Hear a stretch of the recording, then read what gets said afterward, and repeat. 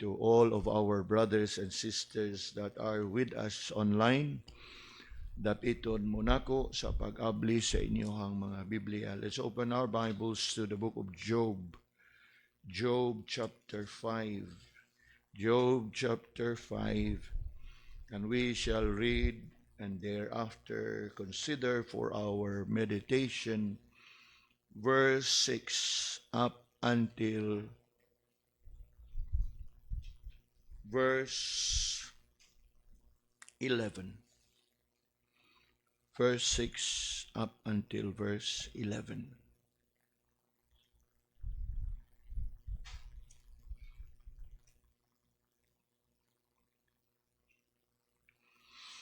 Natantanan din ha. Let us read these verses responsibly. I shall begin reading verse 6. Although affliction cometh not forth of the dust, neither doth trouble spring out of the ground. Yet man is born unto trouble, as the sparks fly upward.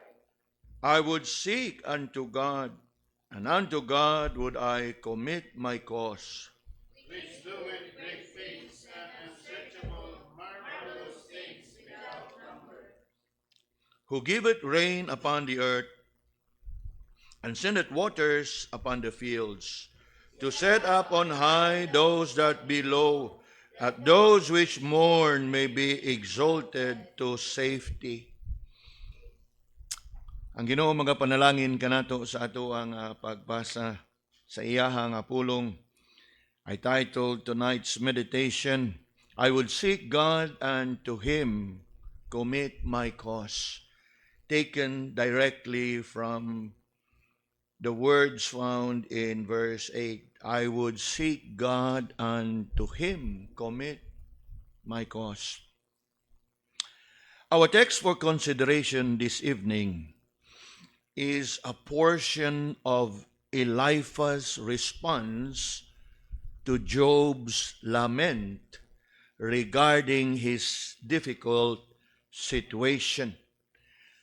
Ako nagtuo that we need not go back to the background in chapter 1 and chapter 2, for I believe we are all familiar with it. I just would like to bring that to your attention because it is important that we know the background of the text that we are considering. Eliphaz, or Eliphaz for some, is one of the three friends of Job.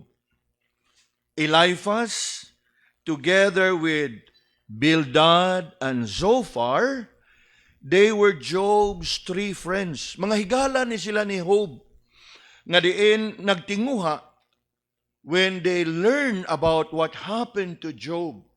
Nga diin nangamatay ang iyahang mga anak, nahurot ang iyahang kabtangan. You can only imagine ug unsay kahimtang, ug unsay sitwasyon, ug unsay gibati ni Job ni adtong tungura. And so, we learn of these three friends of Job.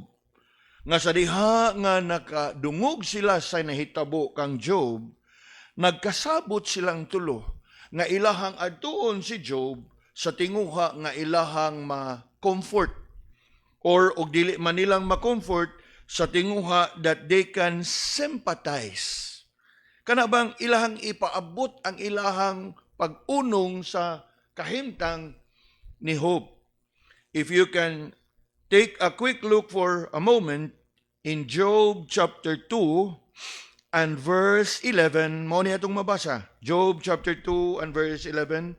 Now, when Job's three friends heard of all this evil that was come upon him, they came everyone from his own place.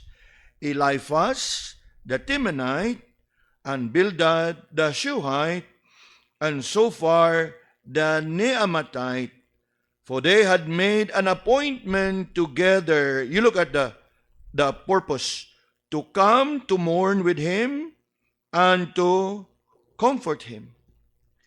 Somehow, nindot ang ilahang tinguha. After all, Ingon pa bitaw sa linya sa awit, that's what friends are for. Di ba tinuod? Mag-inunungay. Dili lang sa kaayahay, gani mas nindot og diha sa kasakit og subo. And that is what we find. And that is what we read. Nindot ang ilahang tumong ung tinguha. Gani, tanawon gyud nato, tutukan gyud nato pag-ayo ha. Ingon diha nga they came everyone from his own place.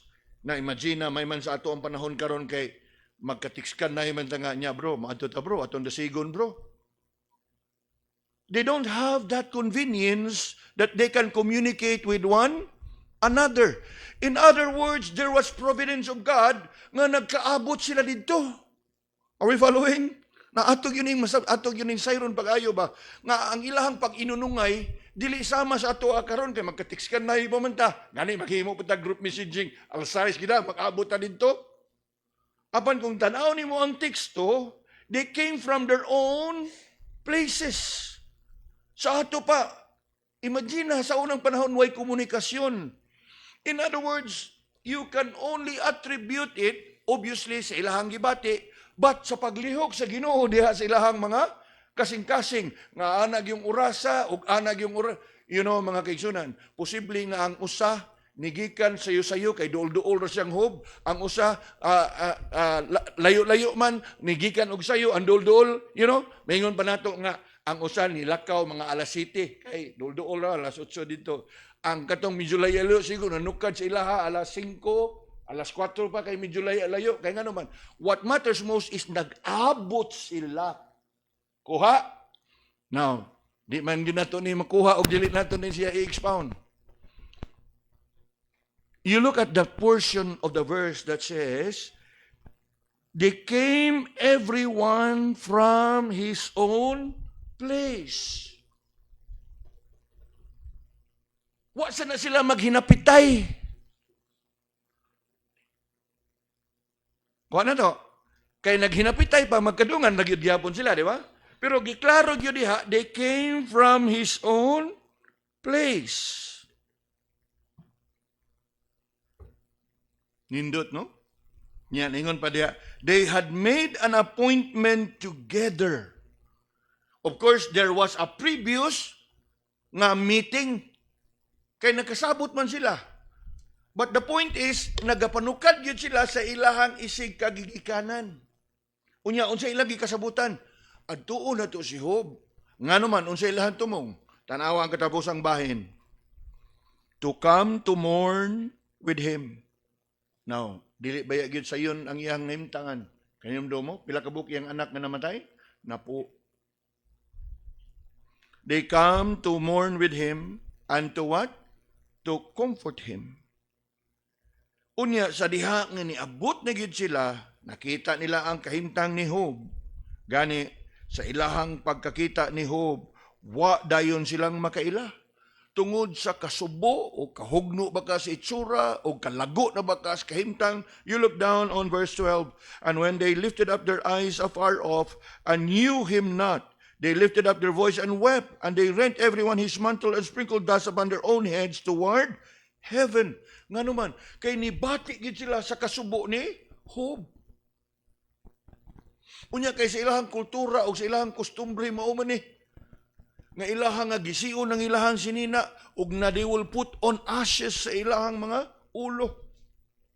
In other words, ilahang gipaabot ang ilahang simpatiya ug ilahang gipabati ngadtong Job nga niunong minimo sa imuhang kasubo.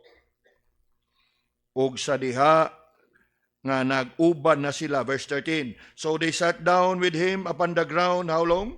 7 days and 7 nights. Wow! Kabantay mo ng vigil service. Human vigil service, human painit. Hinahinay na may brad. Now, I'm not saying it's wrong. Kinahanglan, masitang mo hinahinay, kay sila po kinahanglan mo pahuway. Apan lantawa diha. How long did they stick it out with Job?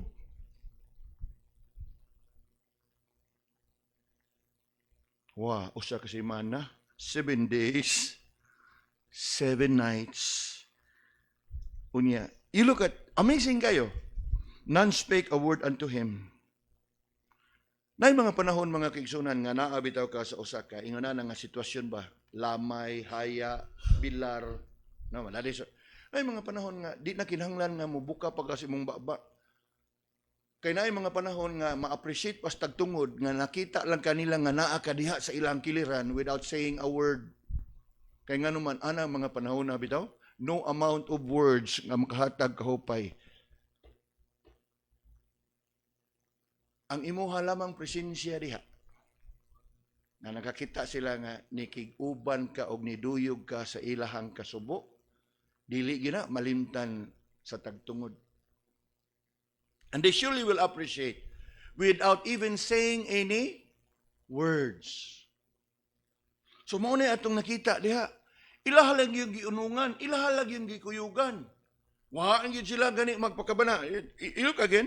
They sat down with him. How long? 7 days, 7 nights. And none spake a word unto him. Kay obviously niya ito pong tungura, wa pasad mo tingog si Job. Now, ma-appreciate na to kini nga mga tang sa mga higala. Nga naman, wow. Mantay, 2-3 oras o ko tingnan na. Pre, mamalik lang may pre. Kay marag, di pa man kaandam nga mag-istorya. Di ba tinod? Nga, ato na lang sigurong pikpikon nga, balik lang niya, okay na. Pero you look at how long they stick it out with Job. 7 days and 7 nights. Unya ayha pa dayon ni buka o ni tingog si Job. Chapter 3, verse 1. After this, after what? After 1 week, kay 7 days, 7 nights. Unya sa pagtingog na ni Job, iyahang gipadayag ang tanan niyang kahisagmuyo. In other words, nahugno gyud si Job. Grabe nga kahugno. Kung atong hinumduman og unsa siya kalig-on taliwa sa mga pagsuway nga iyang naagian nga atong mabasag masayran sa chapter 1 ug chapter 2, dinhi grabe ang iyahang kahugno. Tan-awa og unsa iyang gisulti. Verse 3, kay ningon man diha, after this Job opened his mouth, verse 1, and cursed his day. Iyahang gikondem ang iyahang pagkatao, ang iyahang pagkabuhi ingon diha. And Job spake and said, let the day perish wherein I was born, and the night in which it was said, there is a man-child conceived. Lord, nganong nabuhi pa man ko? May paog dito pa ko sa tiyan sa akong mama, imo na lang kong gipatay. You know, mga kaigsunan, you can never tell og unsay imo mahiaguman. You know, when my father died, I broke down. I lost everything. I lost my senses. You look at Job. Kay bawta og unsa sa kalig-on sa iyahang pagtuo, chapter 1. Di ba? Naked came I my mother's womb. Naked would I return hither. Blessed be the name of the Lord. Chapter 2, iyang girebuke ang iyahang asawa. Grabe kalig-on. Pero dinhi, tanawa, he broke down. Nga mismo iyan ang gimahay sa Ginoo, may pag-imo na lang kong gipatay, Lord, sa didto pa kustiyan sa kuang inahan. Or bisan pa man, og imo kong gipakatao sa pagkatao na ako, may pagnamatay na lang ko ditso. Tanawa pa kayo. Sudo nga pamalandungi.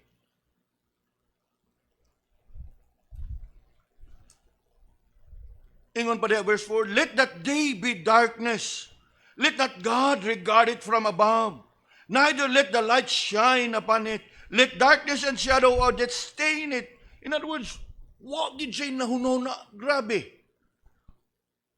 As in, opposite yung kayo sa kalig-on sa iyahang pagtuo in chapter 1 and in chapter 2. Unya, nilanat yun na siya hangtod sa katapusan sa chapter 3, tibuok chapter 3, iyahag yun na nga yangungo nga to sa Ginoo.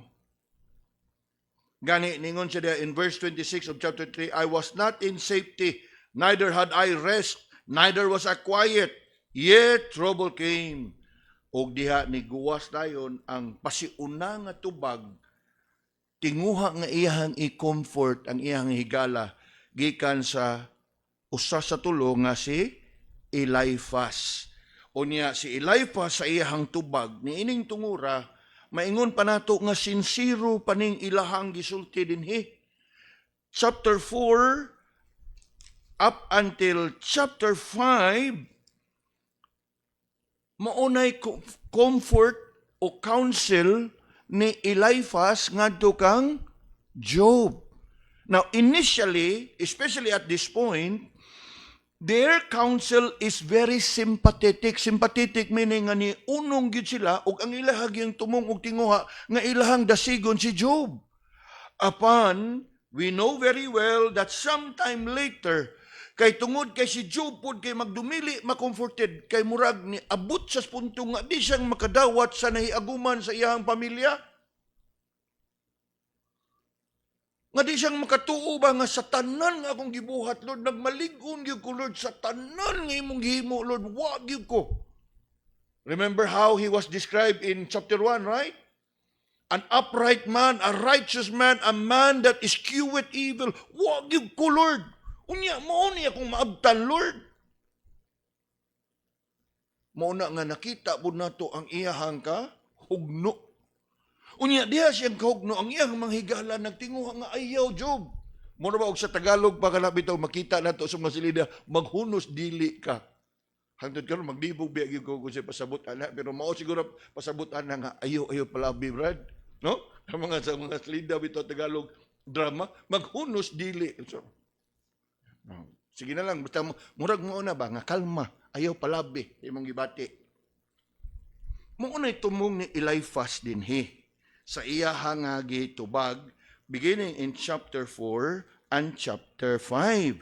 And so with that, makita nato nga dinhi sa atoa nga gibasa, our text for consideration, we notice that they were, yes, very sympathetic. Sympathetic gani nga nibati gid sila, ni simpatiya gid sila.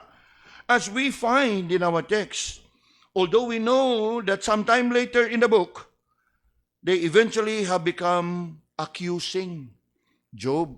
Basin bayag na agi kaysa nga imo lang gitago. Now, we need not go into that because that would be for another message. But yes, that was mo ni nahitabo. Pero miro sincere gid sila.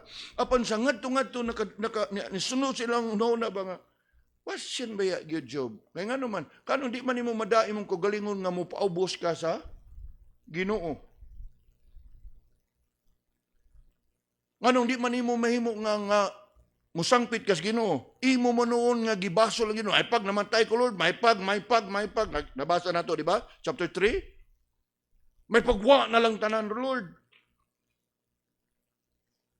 And you know, mga igsoon, sometimes ingon ana biya to ang makatubang biya ta na. I must admit, yes, when difficult times nga niabot sa mga kinabuhi, one of which is katong pagkawala sa among amahan, yes, I really was kanang wa gyud ko sa kung una-una. It is only by the grace of God nga we have endured. Perting labaras with all the problems, the burdens sa simbahan, tanan laghan ka ito, gaabot, o niya, niabot pag yun si Udit, COVID pag yun to. Grasya ra yun sa Ginoo. Now, sa ilahang pagkadungog, mismo kining iyahang mga higala, wa gini sila maka-imagine nga buangan ni Job. Uy, nga naman ingon-ani man iyang gipanulti. Mao ka na nga, ang pagdasig ni Eliphaz dinhi sa atoa nga gibasa, iyahag yung gisuwayan sa pagpahinumdom si Job o gihulagway niya kang Job.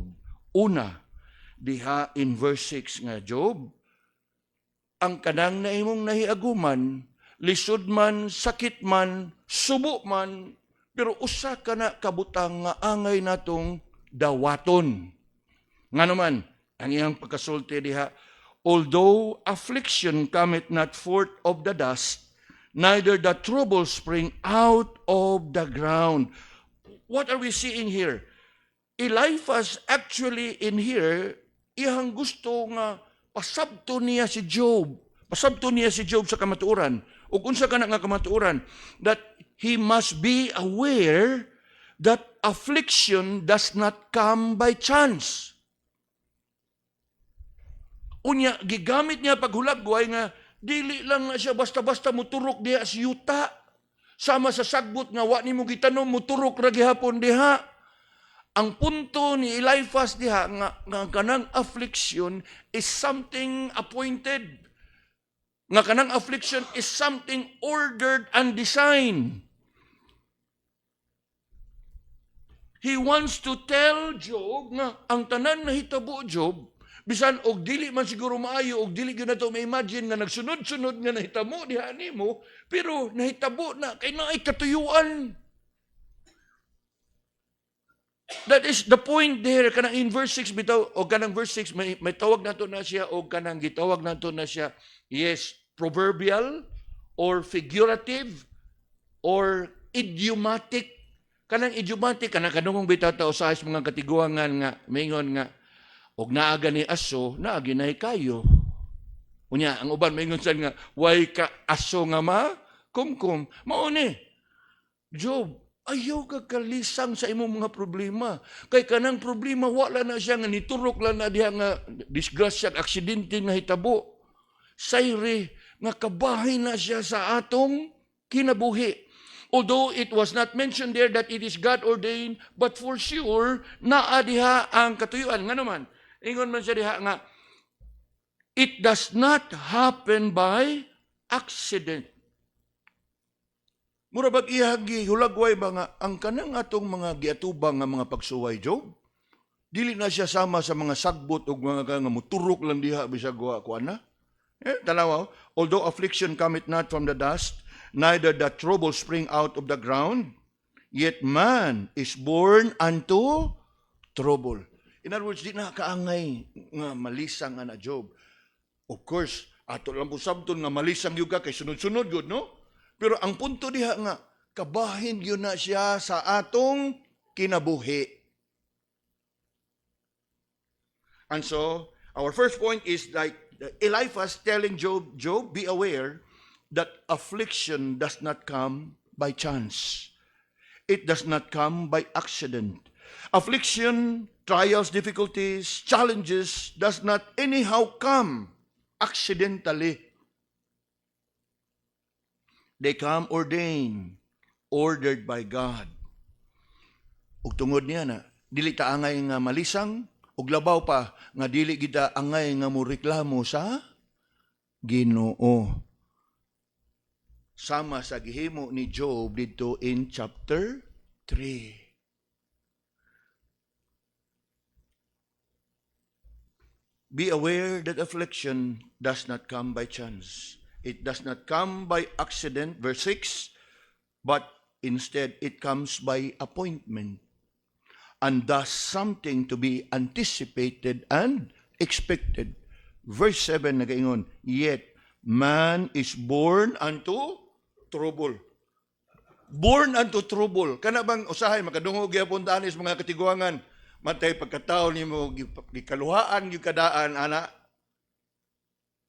In other words, again, figure of speech, idiomatic expression, metaphor, however you would call that statement there, it actually says nga dili na ikahibong kay kitang tanan gipakataw nga muatubang yun og mga kalisod, kasakit. Because the verse is rendered as what? Ingon dia, yet man is born unto trouble. In other words, dili ka nga mahibong kay ang kanang trouble, dili na sama sa sagbot nga muturok lang diyan kalit. It is something nga in a matter of time you can anticipate and you can expect. Because it is designed, ordered, and ordained by God. It is as natural for a fallen man to sin and to suffer. Sa mga ningon diya, as sparks fly upward. Now, interesting gani siya mga igsoon. Sparks fly upward. Now, tanan nga matang sa mga pagdaog, sunog, siga, ang kanang mga ingon unsa ba nay tawag ana nay bitay ukos ang kayo padong sa taas pero kana bang magsiga-siga bitaw nga mo. Ha? Murag agipo o unsay tawag kana? Kana bang mga pinisik sa kayo ba? Not necessarily ang kayo, basta kundi ang katubang pinisik ba? In other words, it is something that we can anticipate. Mayong gani kag anticipate in a matter of time makatubang yung kana. It is something that you can expect. Nga naman, we all know that these are consequences of the fall of man. Bago lang siguro na nigawa sa quiz, di ba? The consequences of the fall, no? Upon the serpent, upon the woman, upon the human race, upon creation.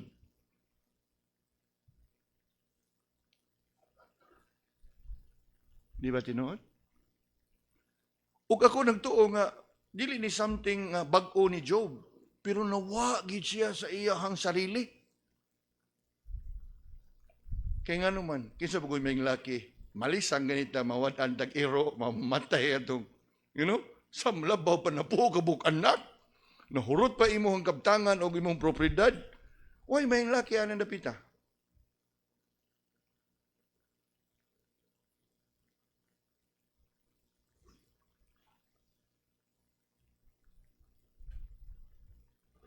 Be aware that affliction does not come by chance. It does not come by accident. It does not come by chance, but it comes by appointment. Gani, you will find it all over the scripture. Later on in Job chapter 14, atong lantawon sa makadiyot, Job chapter 14, and look with me at verse 1.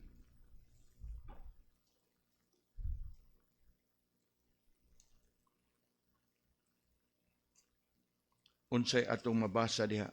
Man that is born of a woman is of few days and full of trouble. In Job chapter 5, verse 7, it was Eliphaz who said that yes, man is born unto trouble. Job chapter 14, it was now Job telling. Mura ba og ihabang gi-confirm Eliphaz? Sakto to imong gusulti. Pero ako pag yung klarohon, just in case magtuo ka nga wa ko masayo dana. Man is born unto a woman and is full of trouble. Ang giingon nitong Eliphaz nga born of trouble man. Ang iya is full of trouble.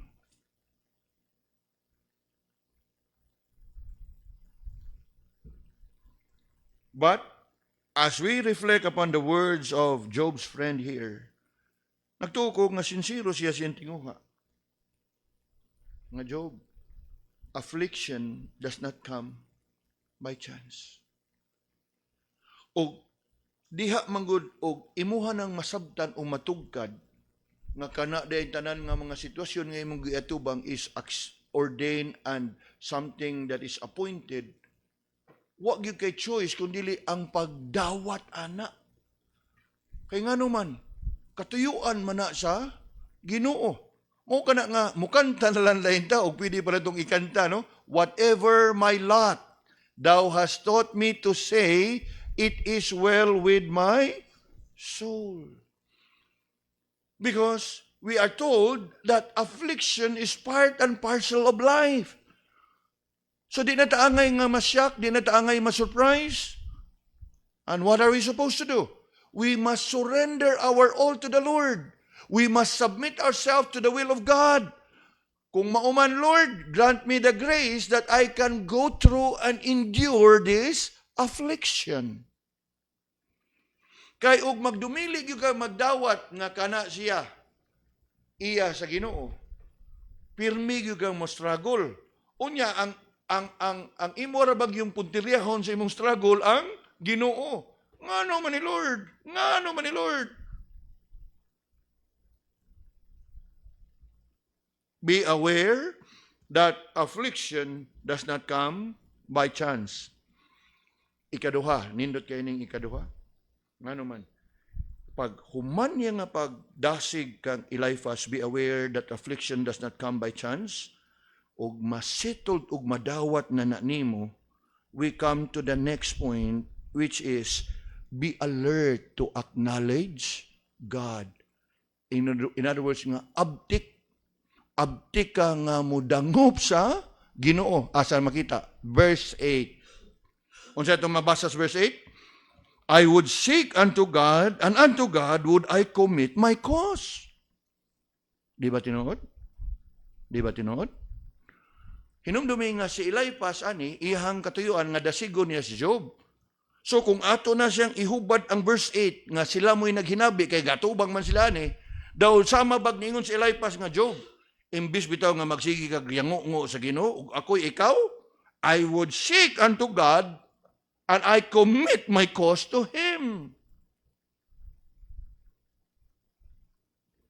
Now, we must understand, mga kaigsunan, nga naay mga panahon that you can be spiritually mature. And no matter how you can be spiritually mature, there are just times that you can break down. Wa magpasabot nga wa ka mahibaw anak tanan, nahibaw ka anak tanan, pero napuno ka sa kasakit, napuno ka sa kasubo, napuno ka nga wa gyud ka sa imong husto nga mindset ba. Kanina lay wa mahibaw inihog. Nga sa dito gyud mismo sa pagka matay sa iyahang mga anak, kung sa ingon, naked came I in my mother's womb, naked will I return hither. The Lord gave, the Lord take it away. Blessed be the name of the Lord. He knows. Pero naay gitawag na to break point. Nga kanabang mo bigay nga mawa na gyud ka ba? Nga igo na lang gyud ka, if you look back, Lord, salamat. Kay imo gyapon ko nga gi-pleasure bar mo, Job, di ba? Sa taas kay niyang litania sa Ginoo, pag-abot na diri dapit Job 32 onwards, nitingog ni gyud ang Ginoo kay sa tunga-tunga hangtod pas tunga-tunga, the Lord is silent. Asa man ka Lord, ni adto ko dito, wa ka dito, ni adto ko diri, wa ka diri. I go up, I go down, wa ka, asa man ka. Gitagaan gid siya gigayon sa Ginoo nga unta mo santok siya kaugalingon ba nga musangpit na lang gid siya sa Ginoo bitaw. Wa man gyud hangtod nga ni padayag lang gyud ang ug sa tuwa pa gi kana bang gistapiran na lang gid siya sa Ginoo. Job, nakadungog ko sa tanan nga imong gisulti. Diin man ka when I created the world. Diin man ka when I created all these things. Unya karon ingnon ko nimo nga wa ko'y nahimo. Karon ingnon ko nimo nga wa ko'y nabuhat. Yes, to sum up ba? Kay ug moadto ta dito malangan gyud ta mga igsoon, I tell you. Maunay unod sa iyang argumento ngadto sa Ginoo. Unya ingon ana ta.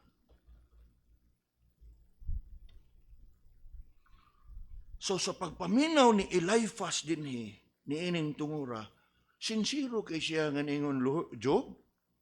Ayaw palabi. Gani ingon gyud siya das verse 8, nindot kay ni nga counsel sa usa ka higala. If I were you, I would seek unto God. And unto God would I commit my cause. Kay sa mo sige kag yaw-yaw diha, sige kag yango diha, sige kag reklamo nga unsay hinungdan sa reklamo kay daw murag di niya madawat ang tanan nga nahitabo. Nga kung imong balik-balikan chapter 1, ligon kay siya. Blessed be the name of the Lord. Chapter 2, iya bang gikoreksyonan niyang asawa, you speak like a foolish woman. Upon there was a time that he broke down. Now, dili na ito mamahi si Job. Gani, ato pa nga madaig ang Ginoo ba nga diin. Taliwa ba sa kanang kapakyasan ni Job sa paghugot sa iyang pagtuo? Gi-restore gihapon siya sa Ginoo. Apan dinhing tungura, nindot kayo nga ato ning katunon ba? Kay nga naman, we also go through period of affliction. Nga naay mga panahon nga grabe, bugat, nga murag dili lang makalilisang, nagiusahay nga murag ka na bang mawad-an gyud ka sa imuhang pinsada. That no matter how mature you can become, there are just times that you would lose it.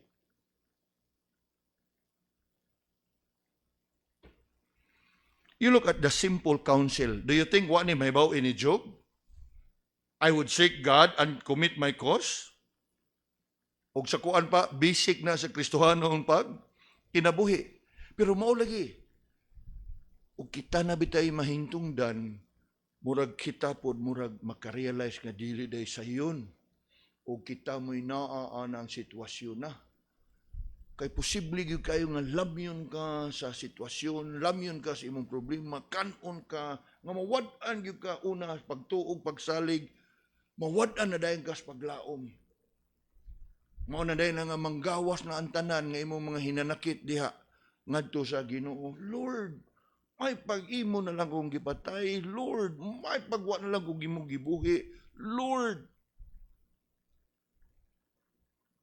tempasa. Asa naman itong ningon, blessed be the name of the Lord. Di ba no? It's very real that we can lose our focus, we can lose our conviction. At times, if we can use the term, we can lose our mind. Ano mawabi kasi mong sentido ba?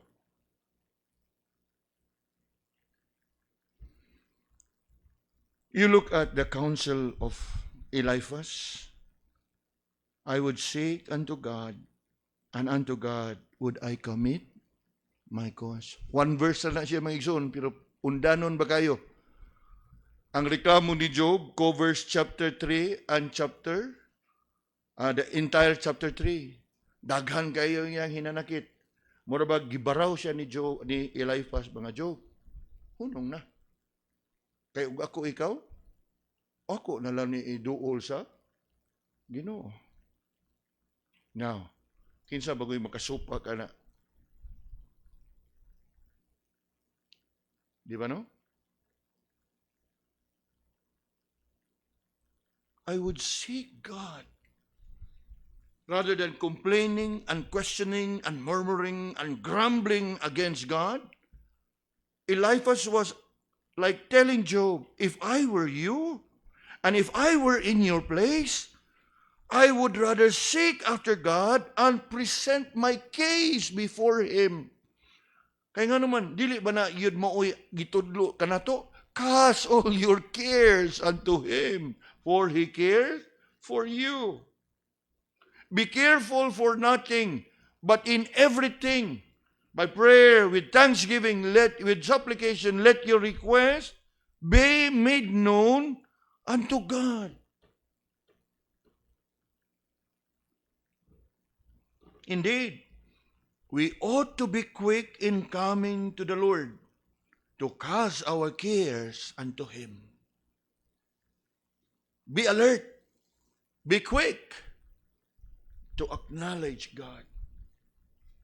Rather than imuhang muraba og ato ang magamit nga term ba, rather than imuhang naungon ang Ginoo sa imong mga reklamo. Be aware that affliction does not come by chance. Be alert to acknowledge God. Ikatulo mga kaigsunan, nindot ni, let's spend some time here. Be amazed at God's wonder. Now, bisag ako na-amaze ko ani mga igsoon. Nga naman, sa Eliphaz din sa iya nga pagdasig ni Job, nga modangop sa Ginoo ug isalig niya ang tanan sa Ginoo. We would always think about dangop sa Ginoo kay maminaw ang Ginoo ug andam mutubag ang Ginoo sa imong pag-ampo. Di ba na maoy kanunay natong kuan? Ask and it shall be given. Dangop sa Ginoo, pero mas lahom ang iyang gihatag nga rason nganong atog yung ipadangop sa Ginoo. Be amazed at God's wonder. Ngano man? Nganong angay na itong idangop sa Ginoo ang imuhang kahimtang o imong sitwasyon? Kay why imposible sa Ginoo. You look with me at verse 9. Ingon diha, I would seek God, diba? Verse 8, I would seek unto God and commit my cause. Ngano man? Because God doeth great things and what? Unsearchable, marvelous things without number. Wow. Naanad man kaita kay murag we are so familiar unya naanad lang kita nga sangpit lang sa Ginoo brad andam gyud siyang mutubag nimo. Naway dautan ana sakto gyud na. Pero di ba nindot kayo nga sangpit sa Ginoo kay wag gyud imposible niya. You look at the words used by Eliphaz in verse 9. Which doeth great things, unsearchable, marvelous things without number. Meaning, dangop nga niya. Kay bisag unsa pa nakabugat ang imong kahimtang, bisag unsa pa nakadako imong problema, makabaton gyud kag kasulbaran ana. Kay why imposible ngadto niya. You can run to Him. You can cast all your care unto Him. You can rely upon Him. Regardless og unsa ng problema og suliran og kahimtang nga imong atubang. Now, be amazed at God's wonder. Now, if you can turn your Bibles quick in Psalm 40, mao ni atong mabasa. Psalm 40 and looking at verse 5. Psalm 40, looking at verse 5. Unsay atong makita diha in verse 5.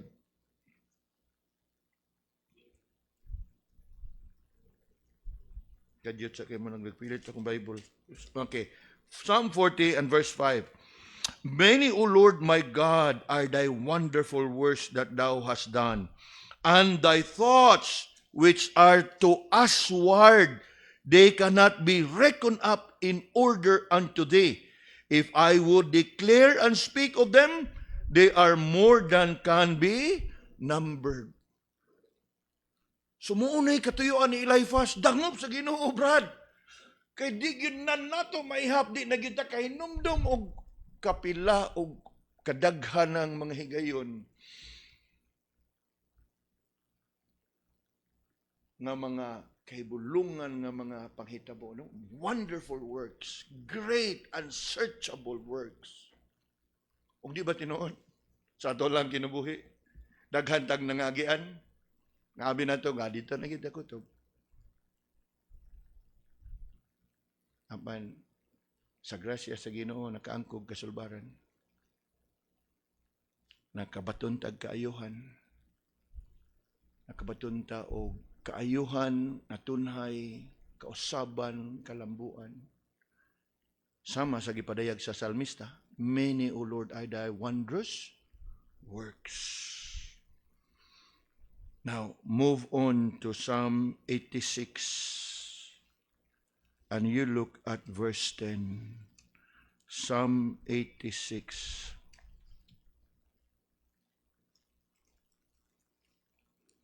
And verse 10. Ingon diha,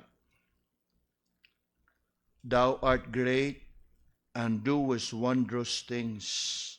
Thou art God alone.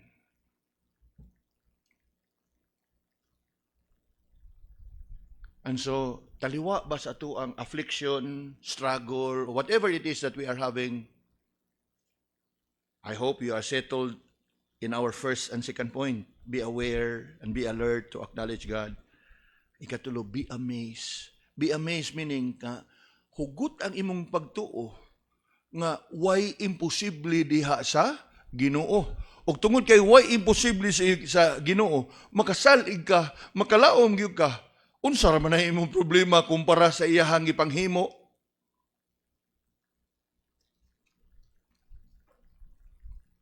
Psalm 139.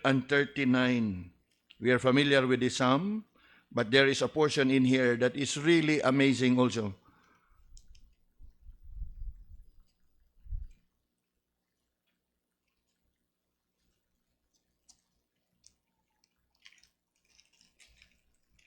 Pilit man akong Bible.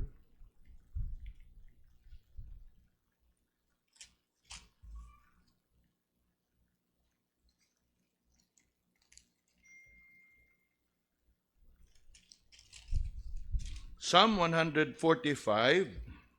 Oh, 139, sorry. 139. And look with me at verse 17 and 18.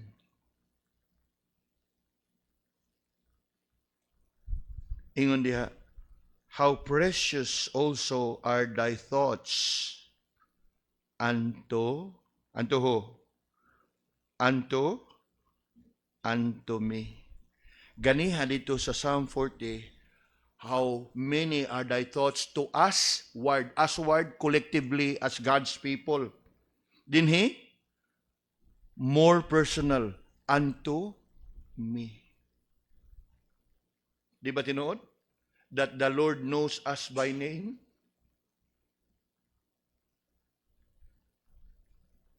And you know what? Ana ata kanunay sa iyahang huna-huna. Ingon diha, how precious also are thy thoughts unto me, O God. How great is the sum of them. Verse 18, if I should count them, what? They are more in number than the sand. When I awake, I am still with thee. Remember that song we sang a while ago? Still with thee. Amazing, mga kaigsunan. Be amazed at God's wonder. And as you are amazed at God's wonder, you can rely upon Him. Verse 9. Verse 10. You can rest in Him. Now, nindot kayo ni siya. Kay sa tanan nga kanabang pwedeng mahunahunaan ni Eliphaz nga iyang gamiton sa paghulagway, how the Lord indeed can do wondrous things sa iyahang mga katawhan, iyahang gigamit ang paghulagway sa uwan. Time pa sa uwan? Ganiha, marang nagkadungog ko nag-uwan. Is there something amazing sa uwan? I'm sure you're familiar. We are more familiar with that verse from Psalm 121 verse 2. My help cometh from the Lord, which made heaven and earth. You will find it in many verses in the Psalms. My help cometh from the Lord, from which made heaven and earth. Ang katuyuan na nga ilang dasigon lang kaugalingon nga, ang Dios nga akong gisimba ug akong gisiligan mo'y naghimo sa langit og yuta. Naa pa ba'y imposible niya? Nga siya mo'y gihimo sa langit og yuta? Obviously ang tubag wa, di ba? Dinhi si Eliphaz, ingon siya diha, salig tas Ginoo. Ngay nga naman, kay ang Ginoo, of course in verse 9, ingon na siya nga, he did great things, unsearchable, marvelous things without number, but He gave us a very particular and specific example. And what is that example? He gave it rain upon the earth and sendeth waters upon the fields. Time sa mahunong tana, bagi kahibulungan anang uwan. Now, siguro, tungod kay sige man tang kakita og uwan, di na nato ma-appreciate ang kahibulungan sa uwan. Mangutana ta og atong pangutanon siguro mga bata, diin gikan ang uwan. Unsa kay tubag? Mingon gi sila gikan sila langit padung sa yuta. Tinuod? Tinuod. Pero og mangutana na ka diri sa mga taga high school or medyo college, o bisag grade 5, grade 6, dili na gikan sa langit. Uy, gikan na diri sa yuta, gikan na diri sa tubig. O nya, gamitan na rin ka kay medyo taas-taas na maggrado, di ba? Evaporation, condensation, precipitation, nga diin ang mga tubig, mahimong hangin, mo evaporate, pag-abot dito, nya bubugat na gani, form sa clouds, water vapor, bubugat na gani, mudag-om, mahimong panganod, mudag-om, it becomes heavy, o di na mapugnan, mubalik sa yuta. That is how we know the rain from science. Apan ayaw kalimti, who designs it all?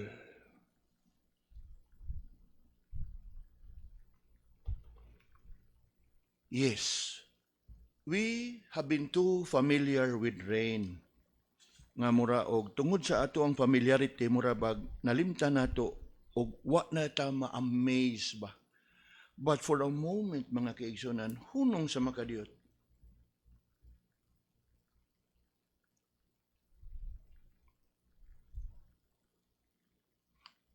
Kabantay mo usahay nga.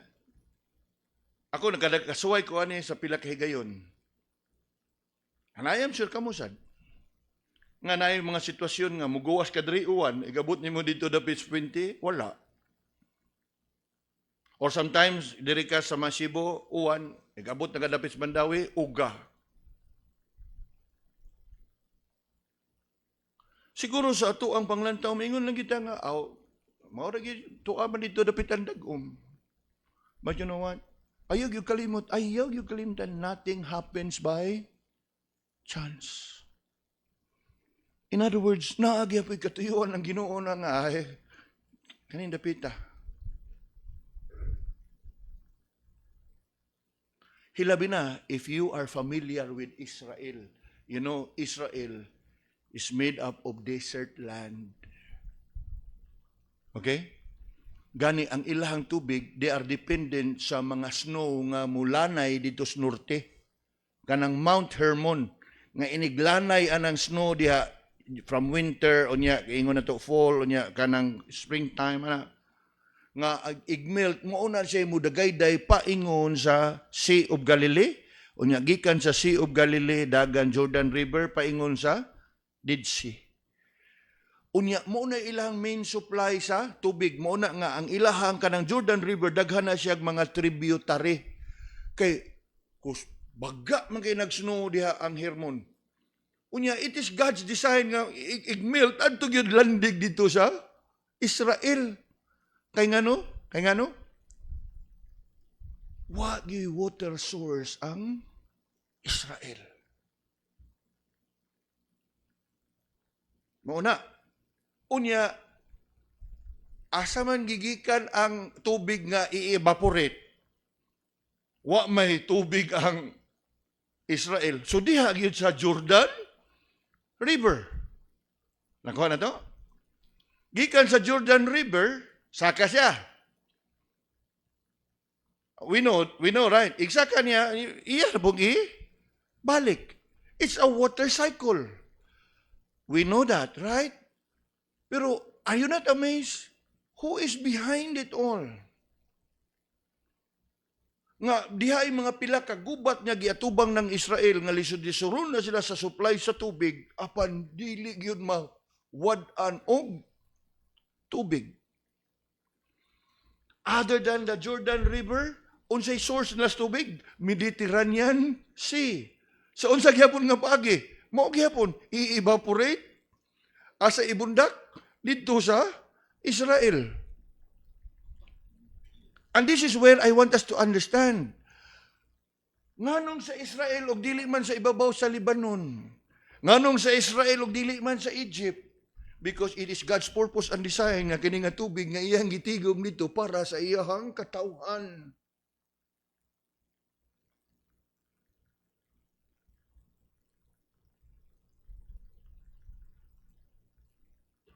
Amazing, isn't it?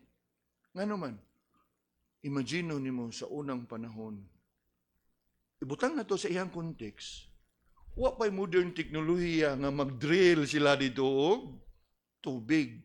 Wa pa na gitawag nilag mga dagko kayo heavy piping nga gikan dito sa Jordan, karon kay naaman sila yung mga kasabutan, kontrata, murag pareha ba sa Singapore ug Malaysia.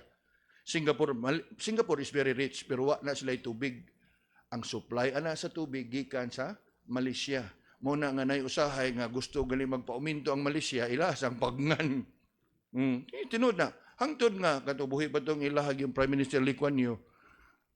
Nay usa ka isla diha sa Singapore. Nga mao gina ilang gihimo research ba kanang R&D, research and development. nga tanan hugaw sewerage tubig sa kanal. Haro di na nila usikan. Suyo po na dadon dito ato ilang planta. I-process niya mo na ilang ikuan anang ilaharong new water. Unya gani pagsugod ana hinumdum ka sa eskwela pa mi dito. That was the time nga ilagi nang gi-introduce new water nga diin ipanghatag libre tanan bottled water. Pero mo lagi na mag-imagine lang ka ba nga gikan man ni sa toilet, gikan sa flash, gikan. Yes. Pero pertil limpyo ha. So karon dili na makahulga-hulga ang Malaysia. Pikatan na lang sila. Gani, respeto na lang. Sige lang, bisag naalay mo supply. Ito lang yan po ng padayunon kay pinagsamahan lang mga po ni nato. Mga po nang naitabo sa Israel. And I am sure sa mga Hudiyo nga mubasa ni, dako kay ni nilang panalangin na Lord, kay bahogid mi nga ikaw mo'y nag-provide aning tubig. Kay niadtong panahon na wa pa man ang teknolohiya ng cloud seeding.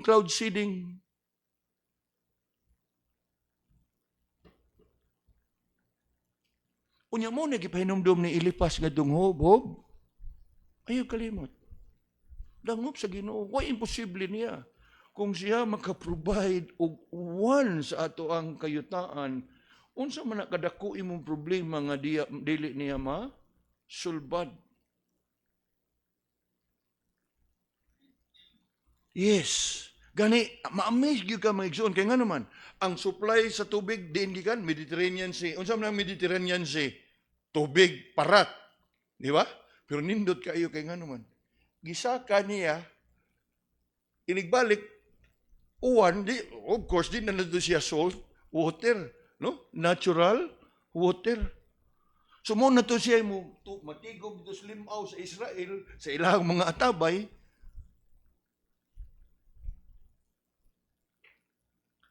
Nakuha na ito mga kison. Of course, ato ang panahon karon uwan na ITZZ.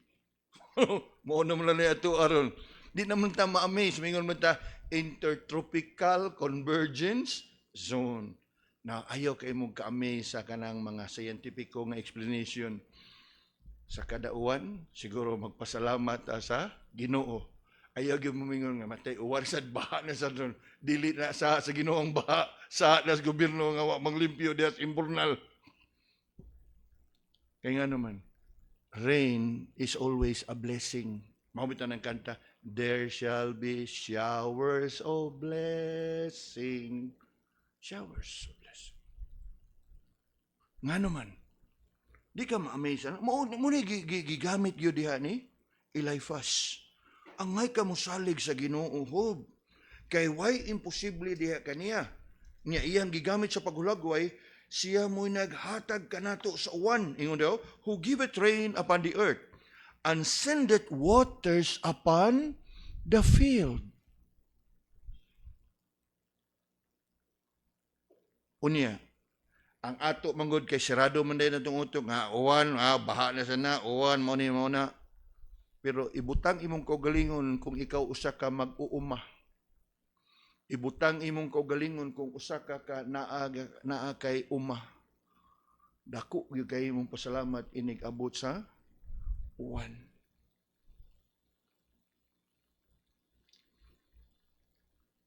But of course, let's look at it from the Bible. Para makita nato ba ug unsa kadako din ng panalangin ang uwan. Psalm 65. Especially sa katawhan sa Israel o sa iyang mga katawhan sa karaang mga kapanahunan. Psalm 65.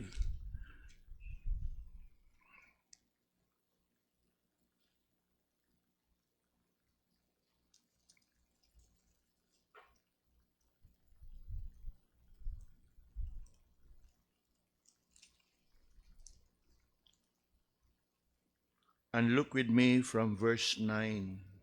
Onwards. Tanaw ang verse 9.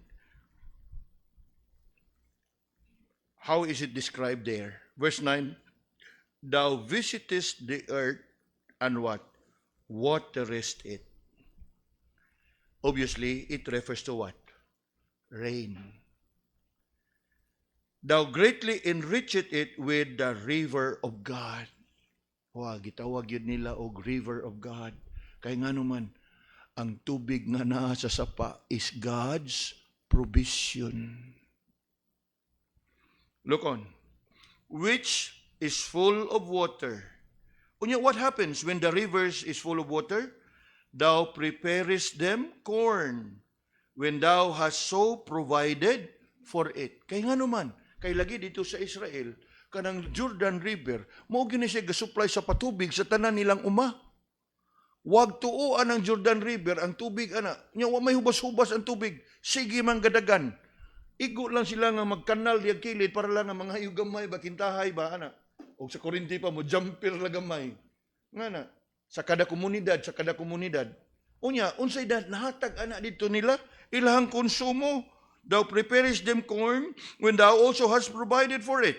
What else? Verse 10. Thou waterest the ridges thereof abundantly. Thou settlest the furrows thereof. Thou makest it soft with showers. Thou blessest the springing thereof. You look at that. Thou crownest the year with thy goodness, and thy pots drop fatness. They drop upon the pastures of the wilderness, and the little hills rejoice on every side. Nga naman, dili lang nga nihumok ang mga kayutaan, kung dili sa pagkahumok sa kayutaan, nanurok ang mga tanom. Tanom nga para konsumo pagkaon, bugas, humay, mais. What else?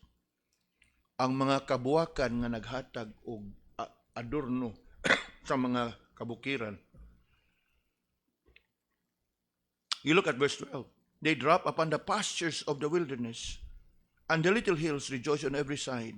What else? The pastures are clothed with flocks. Nga naman, pastures. Tungod sa patubig, dala sa uwan, adunay mga sagbot ang mga kayutaan nga makaon sa unsa. Pastures. All the livestock.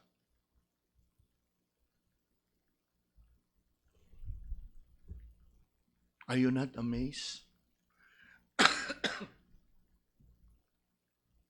Yes.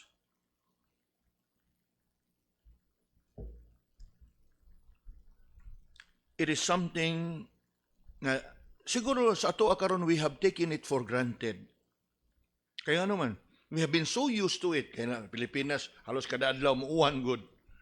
Pero kung mahunong lang kita sa kadiyot ba, and reflect, kaya nga naman, makaintriga man good nga si Eliphaz din mas common man kita nga, I call upon the Lord who make heaven and earth. My help cometh from the Lord who make heaven and earth. Why would he say that I would rather seek God and commit my cause? He give it what? He give it rain upon earth and send it waters. So makapangutan na gyud ka nga sa tanan nga pwede niya magamit nga paghulagway, gani mas ma-amaze pa kami ngon siya nihimo ni Iba og ni Adan. Apan he uses a very familiar picture. And how familiar? Rain.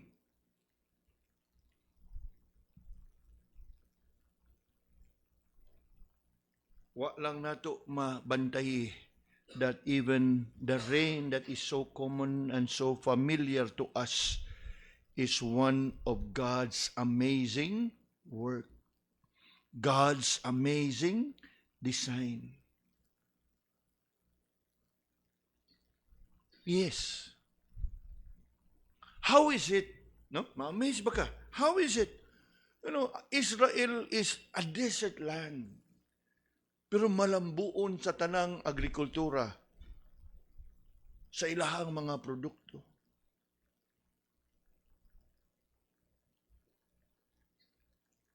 It is because of how God blessed and how God provided for them by simply what?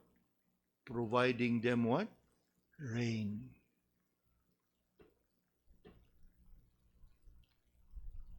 Now, sa ato ang pagpamalandong ni ining tungura, be amazed at God's wonder. I hope nga makapamalandong sa tong kaugalingon sa pagpangutana ba.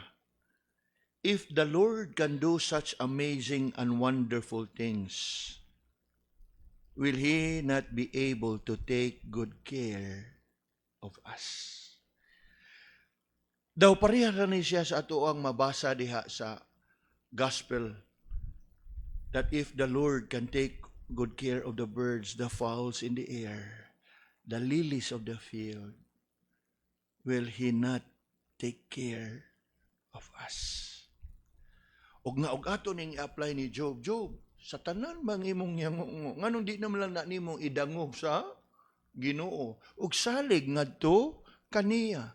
After all, unsa ra man ang imo problema kumpara sa gihimo sa Ginoo? Yes, indeed. If the Lord can do such amazing and wonderful things, what burdens and cares do we have that He cannot handle? What problems do we have that He cannot solve? What sickness and disease is there that He cannot heal? What needs do we have that He cannot provide?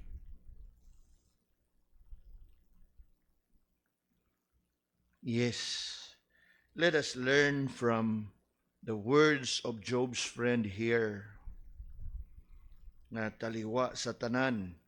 He's counseled and comforted Job, I would say unto God, and unto God would I commit my care. Let's pray. Lord, salamat for you have spoken unto us this evening in such a very special way that we are able to reflect upon things that seems to be so ordinary and so common, only to be amazed that it indeed is one of thy wondrous works that we have failed to appreciate and simply taken for granted. Salamat sa pagdala niini nga kamatuoran kanamo nining kagabhion.